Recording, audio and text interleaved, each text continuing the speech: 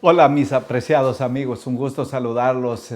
Vamos a estudiar la lección número 13, pero antes oremos. Padre bendito, gracias Señor amado por darnos el privilegio, la salud, la vida para estudiar tu palabra. Querido Señor, ayúdanos al estudiarla. En el nombre de Jesús lo pedimos. Amén.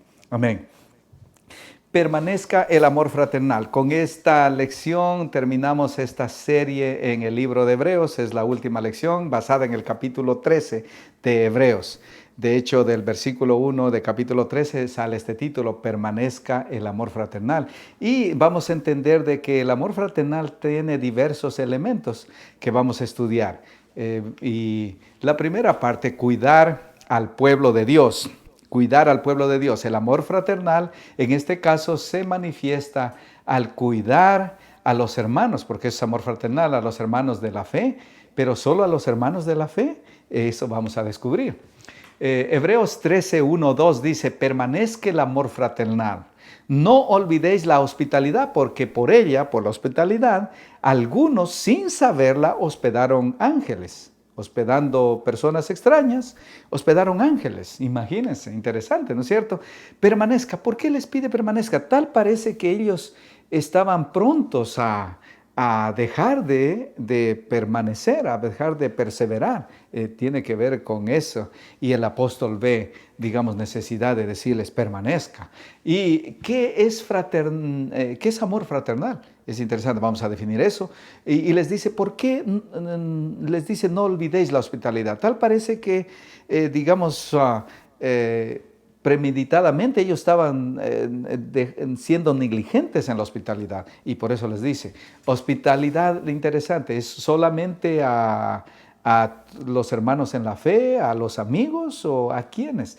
Interesante. Pero primero, amor fraternal. ¿Qué es? ¿De dónde viene? Es una palabra, de hecho, latina. Fraternal, frater, que es igual a hermano. Y al, que es relacionado con el hermano. Entonces, amor fraternal es ese amor que es en relación con los hermanos de la fe, pero no solo los hermanos de la fe, sino también desconocidos, con este caso que hospedaron sin saber, ángeles hospedando extraños, obviamente. Así que de eso trata el amor fraternal. El amor fraternal es los hermanos humanos, es los hermanos en la fe que tienen la misma fe, los hermanos cristianos, por así decirlo, pero no solo eso, es también extraños.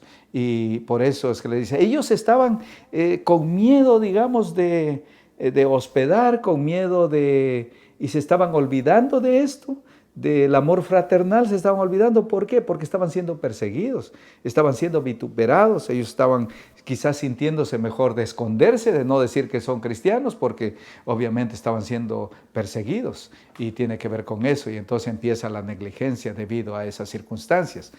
Hebreos 13:3 dice, acordaos de los presos. Ese amor fraternal se expresa en ayudar a los presos, como si estuvierais presos juntamente con ellos, como si estuvieran ahí. Y de los maltratados, esos son los vituperados, insultados por el nombre de Cristo, como que también vosotros mismos estás en el cuerpo de los maltratados, eso es lo que implica ahí. Acordaos de los presos, acordaos de los maltratados, les dice. ¿Cómo es, en la práctica el amor fraternal entonces? ¿Cómo es, digamos, en este caso, acordaos tiene que ver con, es un acordaos práctico, práctico en este caso. Habían sido vituperados, maltratados, perseguidos, y les dice, ayúdenlos a los presos. A los presos. Y no necesariamente los presos, solamente los de nuestra fe, tienen que ser presos en general. Ayudan a los presos. ¿Y cómo se expresa el amor fraternal entonces? Al ser hospitalario. Al ser hospitalario con los hermanos de la fe solamente, no. Con personas también que no son de la fe. Obviamente hoy en día hay que tener cuidado porque quizás se manifieste esa hospitalidad en forma diferente, no como en aquellos tiempos. Hoy en día yo he escuchado historias que alguien hospedó a alguien y después le vació la casa. Alguien hospedó a alguien y ese alguien se fue con el marido de la que hospedó. Imagínense. Entonces hay que tener cuidado hoy en día, pero pero obviamente quizás se manifiesta en diferentes maneras. Mira, te voy a ayudar con una parte del hotel, vete a un hotel, te voy a ayudar. Y cosas así, ¿no es cierto? Obviamente hay que contextualizarlo en los tiempos difíciles en que vivimos, pero la hospitalidad aún debe manifestarse en alguna manera. Ahora, dice, acuérdense de los presos. ¿Presos y cómo? Tenían que apoyarlos, obviamente, sí, quizás con comida, llevándoles comida, pero también, además, apoyo emocional, sin duda. De los maltratados, sin duda, eran siendo abusados y necesitaban apoyo. Y hoy en día tenemos mucho de eso, sin duda, ¿no es cierto? ¿Y cómo tendrían que hacerlo ellos? Dice, háganlo como que si vosotros estáis en el cuerpo de ellos, como que si ustedes son hermanos humanos, obviamente. Por eso aquí incluye no solamente a los de la fe, como la parábola del Señor Jesús del buen samaritano. ¿Quién es mi prójimo? ¿A quién le debo ayudar? Y el Señor Jesús le dice, todo el que está en necesidad. Y estaba en necesidad y él ayudó. No importa quién sea, aunque sea de otra raza, en este caso, samaritano y judíos no se hablaban, en fin. Inmoralidad sexual ahora y codicia. Y les recuerda también en el capítulo 13. El amor fraternal, entonces, en este caso es amenazado por la inmoralidad sexual y la avaricia o codicia que se estaba manifestando en la iglesia ahí del primer siglo, llamada de los hebreos. Hebreos 13:4 dice, honroso sea en todos el matrimonio y el hecho sin mancilla, pero a los fornicarios y a los adúlteros los juzgará Dios. Honroso sea el matrimonio. ¿Qué es honroso? Es algo, digamos, que tú lo tienes en mucha estima. Y sin mancilla significa sin mancha. Así que honroso y sin mancha sea el matrimonio. ¿Qué implica eso? ¿Qué implica eso? Implica no hablar mal, denigrantemente del matrimonio, no hablar en baja estima del matrimonio o considerarlo en forma, digamos, a veces burla del matrimonio. El matrimonio es algo sagrado. ¿Cómo hacer honroso el matrimonio y el hecho sin mancilla, sin mancha? No violar el voto matrimonial por cualquier cosa.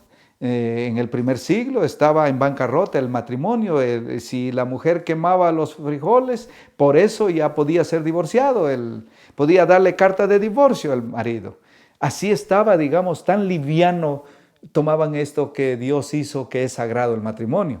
¿Y cómo más honramos el matrimonio? No divorciándose, a menos que sea por fornicación. ¿Y qué es fornicación?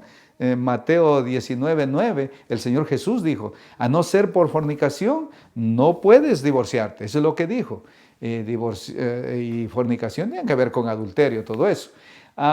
¿Qué es fornicación? Esa es la pregunta. Fornicación es todo tipo de desviación sexual, todo tipo de perversión sexual. Y hoy en día hay mucho de eso. Hay pornografía, eso es fornicación. Implica más que adulterar, implica más que tener relaciones ilícitas con una persona. Implica pornografía, implica pensamientos sucios, implica masturbación y todas esas desviaciones que hoy en día, perversiones sexuales que hay en el mundo. Fornicación abarca todo, adulterio también, pero fornicación, esa palabra fornicación abarca todas ellas. Así que tenemos que, obviamente, Dios quiere que en lo relacionado con el matrimonio, la sexualidad tiene que ser pura. Eso es lo que implica honroso, como dice. Sean vuestras costumbres sin avaricia. La segunda parte de esto, que amenaza, digamos, a la iglesia, que estaba amenazando a la iglesia cristiana en el primer siglo de los hebreos. Sean vuestras costumbres sin avaricia, contentos con lo que tenéis ahora, porque Él dijo, no te desampararé ni te dejaré. Interesante. ¿Qué es avaricia? Es la pregunta, ¿no es cierto? ¿Qué es avaricia? Es un deseo incontrolable, es un deseo fuerte por algo, que lo quieres tener a como dé lugar. Y por eso muchos, digamos, dan rienda suelta a veces, incluso a formas ilegales de lograr cosas por la avaricia. Por la avaricia, hábitos. En este caso, les dice, sean vuestras costumbres. ¿Qué son costumbres? Son hábitos. Es un estilo de vida que uno tiene. Que no sea con avaricia. Eso es lo que le está recomendando aquí.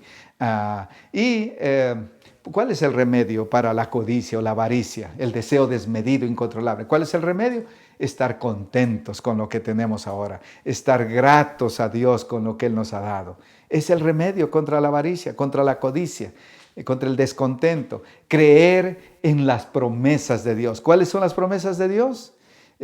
¿Cuáles son esas? Son no te desampararé, no te dejaré. Eso debiera calmarnos nuestras ansias por obtener cosas, por acumular cosas. Así que, interesante. ¿Por qué en este caso? Porque en el Nuevo Testamento vamos a ver que los autores del Nuevo Testamento ponen juntas la avaricia o la codicia con la fornicación. Haced morir pues lo terrenal en vosotros, fornicación, impureza, pasiones desordenadas, eso es lo que es fornicación, malos deseos, eso es fornicación, y avaricia es idolatría. Fornicación y avaricia es idolatría. Pueden imaginarse, es un ídolo. O sea, la fornicación, la sexualidad pervertida por el demonio puede llegar a ser un ídolo para algunas personas. La avaricia también. O sea, el deseo desmedido por acumular cosas llegan a ser tus dioses. Qué sé yo, un yate, un carro, puede ser la cosa más, más apreciada tuya, donde pones todo ¿cómo se llama? Tus intereses. Entonces, en ese sentido, los autores del Nuevo Testamento, ¿por qué pusieron la avaricia y la idolatría juntos? Y no solamente los autores del Nuevo Testamento, sino los filósofos moralistas también encontraban una conexión entre esas dos. ¿Por qué vieron esa conexión? Tal parece que la avaricia y la fornicación tal parece que se ayudan mutuamente para subsistir. O sea, la una apoyada de la otra se animan para hacerse más grande, digamos, estos pecados. Tal parece que eso es lo que tiene que ver con eso. Acordaos de vuestros pastores ahora. Acordaos de vuestros pastores. Un deber fraternal, el amor fraternal es acordarse de los dirigentes, porque no solamente es pastores. El amor fraternal entonces nos recuerda acordarnos de nuestros líderes, de nuestros dirigentes, en este caso dirigentes cristianos, ¿no es cierto? Hebreos 13:7 dice, acordaos de vuestros pastores. Interesante, la palabra ahí es hegeomai o egeomai. Esa es la palabra para pastores aquí. Pero más apropiado es, tal parece, poimen, que es otra palabra para pastores, donde se traduce pastores. Pero aquí se utiliza pastores. En realidad esta palabra tal parece que es más apropiada para dirigentes, líderes espirituales. Acordaos de vuestros líderes espirituales. Entonces, que os hablaron la palabra de Dios. Considerad cuál haya sido el resultado de su conducta e imitad su fe. Imitad su fe. Es lo que dice. Interesante. Se nos pide entonces recordar. ¿Este recordar es teórico o es práctico? Vamos a analizar esto. Entonces, este recordar, según el pasaje, es un recordar no solo de pensar, de meditar en cómo eran los pastores, el pastor anterior o el dirigente anterior que nos trajo la palabra de Dios. No solamente es eso, sino es algo práctico, es algo de hacer, algo de imitar su fe. O sea, fe es acción, como vimos en el tema anterior. Es acción, no es solo ideas, palabras, teoría. Es acción. Entonces, aquí imiten la fe, como de los dirigentes, de los líderes. Pueden ser ancianos, diáconos, en fin. Imiten a los líderes. Está en el contexto de Hebreos 11, donde están los héroes de la fe. Imiten, allá se nos llama a imitarlos también, a los héroes de la fe, de capítulo 11. Imiten sobre todo a Jesús en el capítulo 12, puesto los ojos en Jesús, el autor y consumador de la fe. Acá los dirigentes obviamente, dice que es claro, que su fe trajo resultados prácticos. Eso es lo que es. Hebreos 13:17 repite, obedeced a vuestros pastores o líderes, como les digo, y sujetaos a ellos, porque ellos velan por vuestras almas como quienes han de dar cuenta, para que lo hagan con alegría y no quejándose, porque esto no es provechoso quejarse. Entonces obedézcanlos para que lo hagan con alegría. Ese es el punto. ¿Por qué obedecerlos y sujetarse a ellos entonces? Porque Dios en este caso lo pide a través del apóstol que escribió. Dios lo pide, obedézcanles. Dios lo pide. Obedézcanlo. De hecho, la obediencia en el Nuevo Testamento es obedezcan mutuamente como si obedecieran a Jesús, como si se sujetaran a Jesús. La sujeción es en Jesús, por Él, hacerlo por Él, como si fuera Él. Eso es lo que implica. Así que dice, al obedecerlo, al sujetarse a los dirigentes, ellos lo harán con alegría. ¿Harán con alegría qué? El trabajo, quizás. Sí, pero también hay otra opción. De ellos servirían con alegría, pero también sentirían alegría a la hora de dar cuenta a Dios por las almas que ellos estuvieron bajo, que ellos lideraron. Eso es la idea es doble, digamos aquí, ellos van a servir con alegría o en el ajuste de cuentas, en el día del juicio, ellos van a dar cuenta con alegría y no con tristeza porque se perdieron. En ese sentido es. No os dejéis llevar de doctrinas diversas. ¿Cuáles son esas doctrinas diversas? Entonces, el amor fraternal nos anima a mantener la pureza doctrinal. En la Biblia, la doctrina es bien importante. A veces nosotros pensamos que la doctrina es negativa. No, es incorrecto eso. La doctrina es interesante e importantísima en la Biblia. Y se nos anima a procurar pureza doctrinal, no doctrinas falsas. Eso es lo que se nos anima muchas veces. Hebreos 13:9 dice, no os dejéis llevar de doctrinas diversas y extrañas. Ahí están, doctrinas diversas y extrañas. Estaban amenazados en el primer siglo los cristianos hebreos. Porque buena cosa es afirmar el corazón con la gracia. Tal parece que las falsas doctrinas tenían que ver con la gracia. Y les dice, afirmar el corazón con la gracia, no con viandas que nunca aprovecharon a los que se han ocupado de ellas. ¿Cómo se afirma entonces el corazón según esto? Con la gracia, dice. Qué interesante. La gracia siempre fue el punto más alto, lo más sublime. La gracia de Dios que da perdón, que da misericordia, que da salvación al que no merece. Eso es gracia, gratis de ahí viene. Por gracia somos salvos. Con la gracia entonces es como afirmamos el corazón. Tenemos paz, tenemos esperanza con la gracia. No con ritos en este caso, no con viandas. Eso es lo que sí, ¿qué es esas viandas? Los cristianos hebreos tal parece que se aferraban a ritos para la salvación, para obtener el favor de Dios. Se aferraban a eso, querían seguir practicando ritos que ya habían caducado una vez que Jesús murió en la cruz. ¿Y qué implicaba esos ritos? Eran consumo de comidas y bebidas. Que ellos, el ritual que hacían los fariseos, de paso, que ellos no querían soltar eso, querían seguirlo haciendo.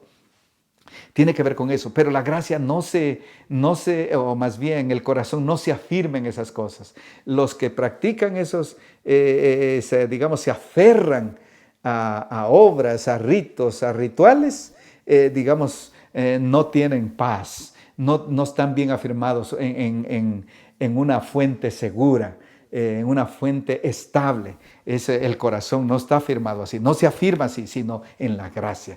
Hebreos 13:10 dice, tenemos un altar del cual no tienen derecho de comer los que sirven al tabernáculo. Altar, tabernáculo, es el lenguaje del santuario, es el lenguaje del tabernáculo. Tenemos un altar, dice el apóstol a los cristianos hebreos, del cual no tienen derecho a los que están preocupados de los ritos de comer y beber. Comidas rituales, tienen que ver con lavamiento de las manos y todas esas cosas. Aquí dice, ellos no tienen derecho. ¿Cuál altar? ¿A qué se refiere ahí? Interesante diciendo, ¿cómo encuentro esa gracia? Según el versículo 10, continuando con el pensamiento del versículo 9. ¿Cómo encuentro esa gracia? ¿Cómo afirmo mi corazón en la gracia? Pero ¿cómo la encuentro? ¿Dónde la encuentro? La encontramos obviamente cuando miramos a ese altar. ¿Y cuál altar? ¿Cuál altar? Al altar literal, donde se degollaba al corderito y se lo quemaba ahí, etc. A ese altar no, ese altar se refiere a la cruz. Tenemos un altar, esa es la cruz. Tenemos la gracia donde se manifestó en la cruz. la cual no tienen derecho los que están mirando a los rituales. Eso no tienen derecho. Eso tiene que ver. No, o sea, la esperanza no está en el altar literal, sino en la cruz, lo que simbolizaba ese altar, la cruz del Calvario, donde el sacrificio de sacrificios llamado Jesús derramó su sangre preciosa para darnos gracia. Entonces, a esa cruz, ese es el nuevo altar en el Nuevo Testamento. En vez de mirar a la cruz, en vez de mirar más bien al altar, tenemos que mirar a la cruz. Tenemos que mirar, acercarnos al trono de la gracia, dice. Ahí encontramos la gracia, en la cruz, encontramos en el trono también de Dios, donde está sentado Jesús. Ahí por eso Hebreos 4:16 dice, acercaos pues confiadamente al trono de la gracia para alcanzar socorro, para el auxilio, etc. Ahí encontramos la gracia, en el trono de Dios. Salgamos fuera del campamento, dice finalmente. Salgamos fuera del campamento. ¿Qué implica eso? El amor fraternal nos lleva afuera del campamento, nos impulsa afuera del campamento. Hebreos 13:11 dice, porque los cuerpos de aquellos animales cuya sangre a causa del pecado es introducida en el santuario por el sumo sacerdote, son quemados fuera del campamento. ¿Cuál era la costumbre? Que las cenizas incluso de lo que quedaba ahí en el altar del sacrificio, afuera en el atrio exterior, ahí al lado del santuario, esas cenizas eran tiradas afuera del campamento, no dentro del campamento, fuera de la ciudad en el tiempo de Jesús, fuera de la ciudad de Jerusalén, afuera. A eso se refiere. Esos sacrificios, las obras los botaban afuera, en un lugar donde botaban animales muertos, donde echaban, acá hay otros versos que les voy a leer. ¿Qué estaba entonces fuera del campamento? ¿Qué estaba fuera del campamento? Pues en Números 5, por ejemplo, 1 al 3, ahí estaban los animales muertos tiraban ahí también y los quemaban obviamente.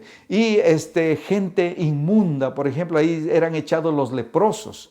Ellos no podían vivir en otro lado sino en ese lugar sucio. Estaban los inmundos, estaban los que padecían flujo, etc.